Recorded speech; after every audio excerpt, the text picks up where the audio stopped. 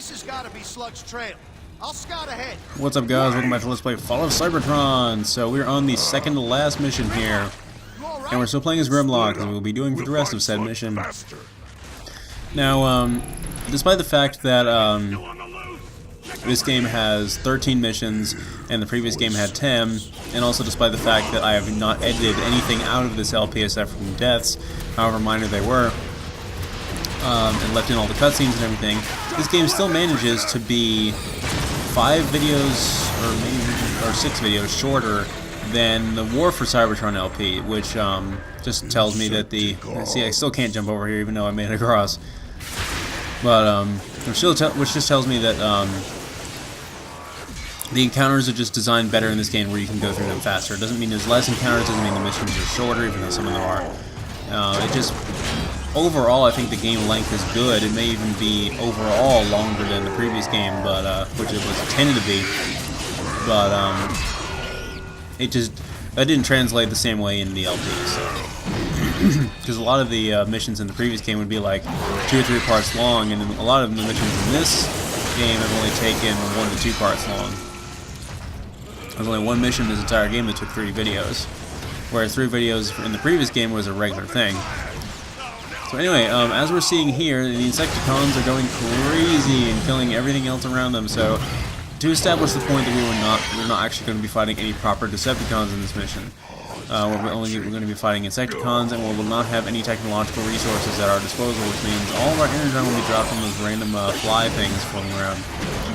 And the Insecticons behave exactly as they did when we fought them as Jazz, but now obviously they come in much bigger swarms, and we can handle them a lot easier. They're definitely a little bit more tough to bash around than the regular Decepticons were in the previous mission playing as Grimlock, but they're definitely not a big deal. You can still pick them up and throw them, you can still execute them and get energon that way. You don't have to use, the nice thing about it is you don't have to use your shield to block projectiles from them anymore, because they don't use range. These kind do not use ranged attacks, so you can pretty much just keep hacking and slashing, and you'll be set unless you get attacked from behind like that, like I did that time. And as you can see, the splash damage for picking up and throwing an enemy is another great aspect here. There's the animation for executing a Insecticon, and it's actually better than the Decepticon one, because the 2 halves that he rips apart are larger, obviously, so he smacks the other one into the ground, and it deals damage, so that's pretty nice. The Insecticon Shockwave, stop being upside down, seriously. You're ruining the seriousness of this game. I remember you, Grimlock. Do you remember me? Me. Why would we remember Kickback? Okay, to be honest with you, I would not even be able to tell you the Insecticons by name if it wasn't for this game. Like, if it was just based on my actual G1 Transformers knowledge, I would not be able to name the Insecticons for you. It's purely the fact that they are being named in this game right now. The only reason I can tell you what they're called, the Insecticons, are in no way memorable, in my opinion at least. Not in their actual Generation 1 appearances. They are here, but only because the game demands it. Once again, we have to put you in your place. And at least the only enemies in this game that have given us fake BS boss battles so far, like with Hardshell in the previous mission, and inevitably Kickback here. So we got a new enemy type here, one that's big and bad, just like Grimlock. It's a Insecticon Bruiser, which we saw a preview of in the last mission, and it told us how to fight it. Typical game design at its finest. But basically what we have to do is he has a charge attack, which he'll go and fling himself into the wall, essentially. We can't really attack him from head on because he has these electrolyzed prongs, which we'll just bounce back off of. So I'm pretty sure we can't execute him, as you can see. We keep stabbing him and nothing happens, but I think we're still doing damage to him that way, so I'm gonna keep it up. But we have to wait for him to charge past us and then smack himself in the wall, while his somebody can head in the back where he's vulnerable in his carapace, as it's called. Kind of a cool animation there where Grimlock rebounds off him and sticks his sword in the ground to recover himself. There we go, shield bash the crap out of him. Did in the Sea of Rust.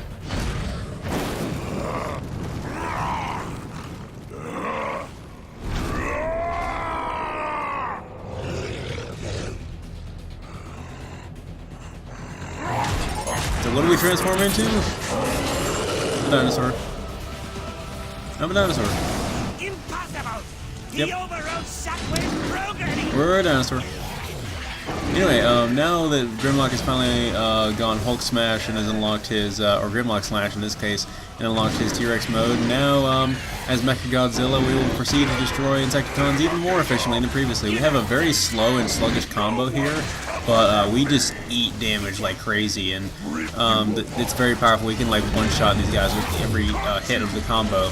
And we have a flamethrower attack, which is really nice. We can also sprint while using the flamethrower, I think.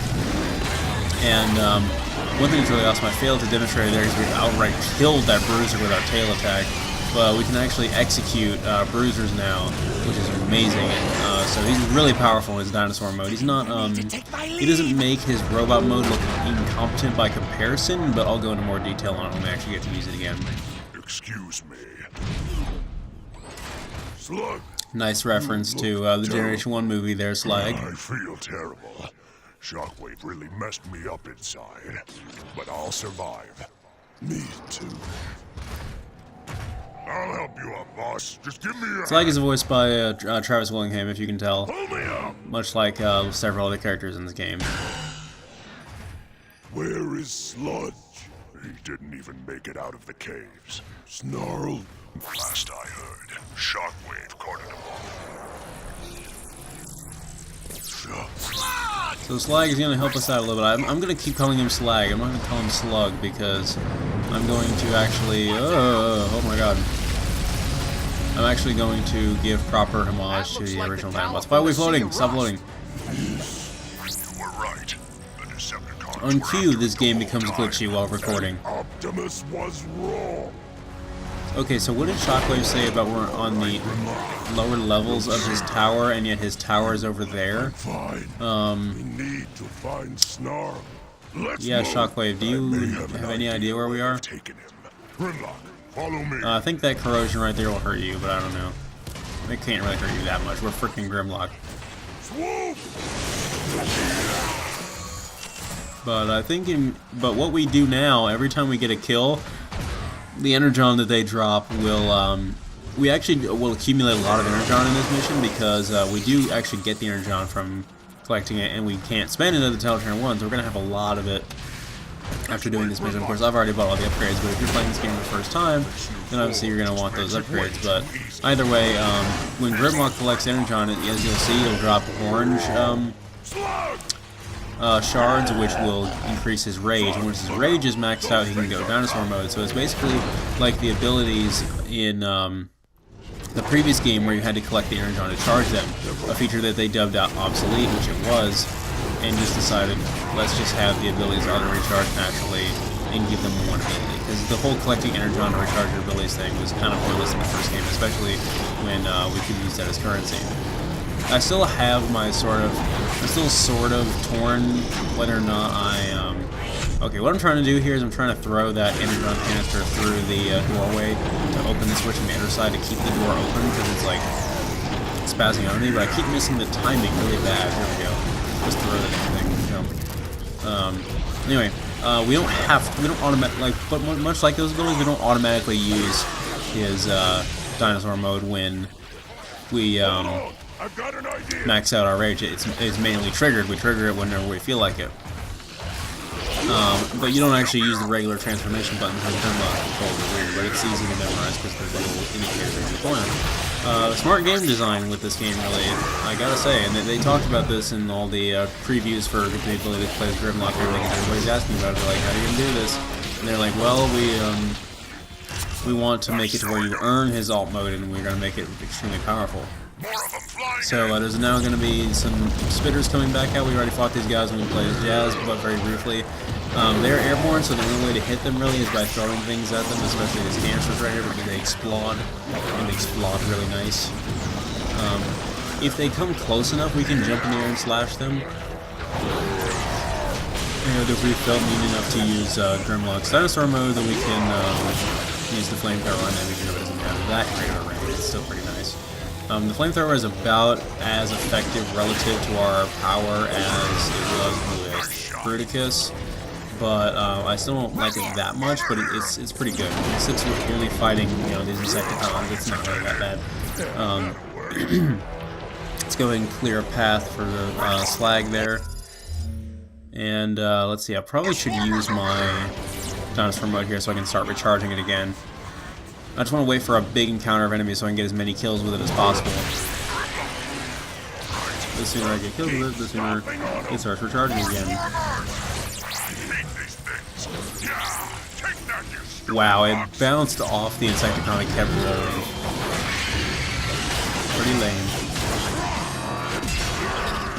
Yeah, one thing I've kind of neglected to do, one thing you can do is slash and then bring up your shield and keep using the melee button, so you use a shield bash in the middle of your melee combo, but you can't go back to your melee combo once you do that, so it's like you never get that final hit in the combo where he hits the ground and creates a bunch of splash damage, which is the most powerful part of his combo, so you kind of need to be able to get to that point eventually. Alright, screw it, I'm surrounded. Let's go down on them.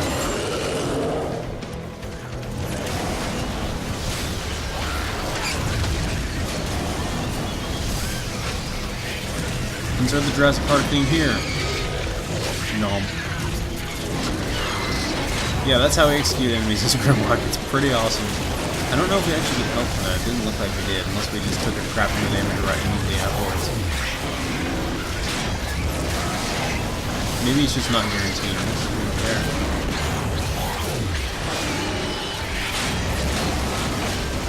Don't worry, I will eventually show you us executing Bruiser by the end of this mission.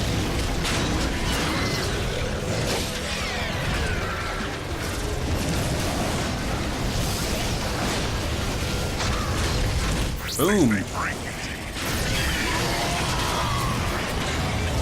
I don't think I've ever actually died in his dinosaur mode either, though. Of course, he's gonna say screw it and transform right back, and we don't get any health from that. We don't actually have an actual health increase, but I think all the upgrades we have apply to Grimlock as well, like having a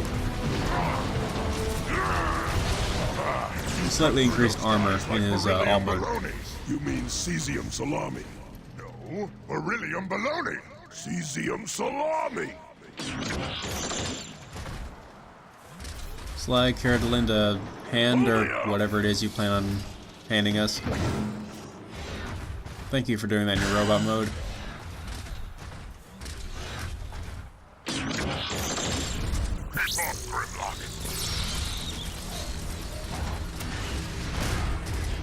We didn't really get to see in too much detail the design of the other Dinobots, at least not in the campaign. Slug, wait up!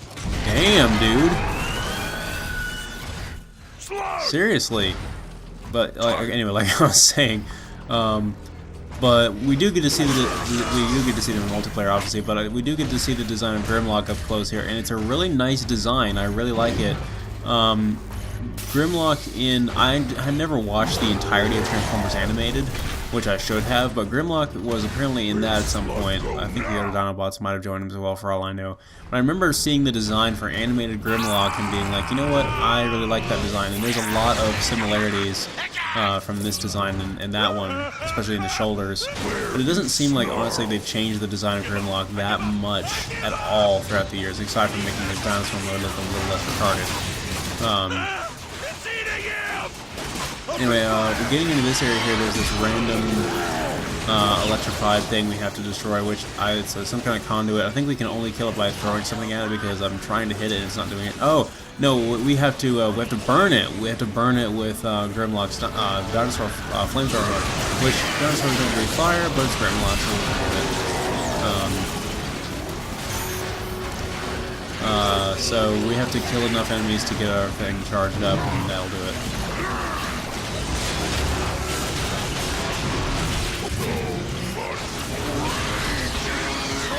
There we go. Such an awesome animation. Oh, I forgot to mention earlier, the music is kick-ass again in this level. I love the music for this level. Again, I don't really like... This conflict is not really interesting between Grimlock and the Insecticons, but again, it's just so epic. There we go, sprint. Let's go free Snarl.